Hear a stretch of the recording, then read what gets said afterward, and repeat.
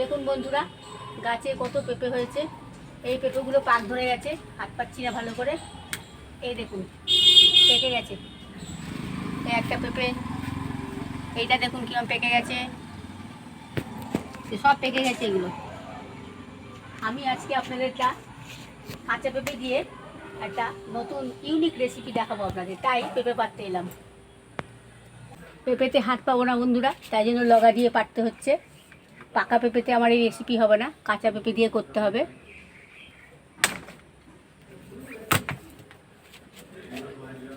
এই একটা পেঁপে পারলাম, আরও একটা পারবো।